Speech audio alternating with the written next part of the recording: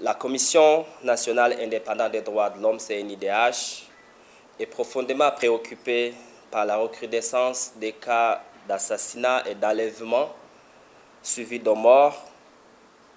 perpétrés par des individus armés et qui continuent à faire des victimes parmi la population de tous les bords. La Commission déplore notamment l'assassinat de l'ancien chef d'état-major général des forces armées burundaises, le colonel Jean Bikomagu, assassiné le 15 août à Kabondo, et le couple tué dans la soirée du 12 août 2015 à Kamenge, à mairie de Bujumbura, ce qui porte à au moins 14 le nombre de personnes tuées au cours des 2 dernières semaines. La Commission nationale indépendante des droits de l'homme présente ses condoléances à la famille du colonel Jean Bikomagu et à toutes les familles éprouvées par ces assassinats ciblés observés au cours de ces derniers jours. La CNIDH constate avec préoccupation que les initiatives de dialogue politique entamées n'ont pas encore repris de manière à aboutir à lever les désaccords persistants entre les différents protagonistes politiques. La CNIDH note avec satisfaction la déclaration du gouvernement burundais par laquelle il manifeste sa volonté à reprendre le dialogue et l'encourage à s'inscrire résolument et immédiatement dans cette logique. Face à cette situation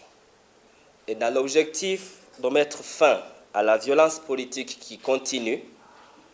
la Commission nationale indépendante des droits de l'homme recommande ce qui suit. Au gouvernement, la CNIDH recommande de tendre la main aux différents protagonistes politiques pour une reprise immédiate du dialogue politique. Elle recommande également d'organiser des réunions de pacification à l'intention de la population en présence des autorités administratives, des forces de défense et de sécurité, des autorités religieuses et des autres leaders communautaires. Aux responsables des partis politiques, la CNIDH recommande de renouer avec le dialogue politique afin de trouver des solutions pacifiques et durables aux questions qui les divisent, de s'abstenir de tout recours à la violence, quelle que soit la nature et la valeur de leurs revendications politiques. Au corps de défense et de sécurité, la Commission nationale indépendante des droits de l'homme recommande de poursuivre les initiatives de désarmement de toute personne détenant illégalement des armes, en veillant cependant à éviter des victimes innocentes de part comme d'autres.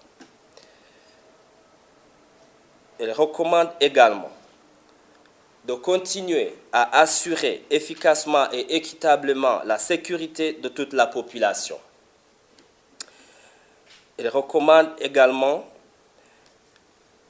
de rappeler constamment à tous les membres de leur corps les principes fondamentaux des droits de l'homme et en particulier le caractère absolu de l'interdiction des actes de torture et de mauvais traitements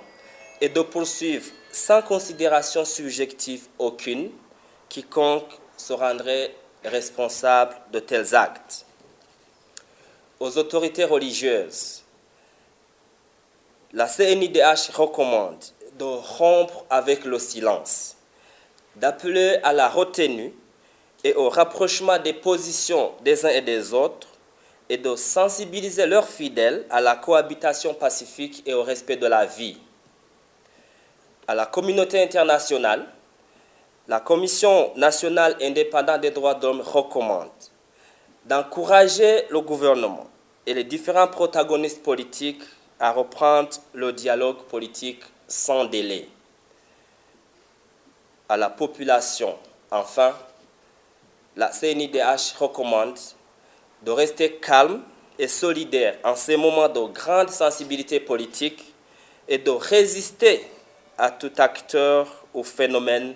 de nature à diviser les filles et fils de ce pays.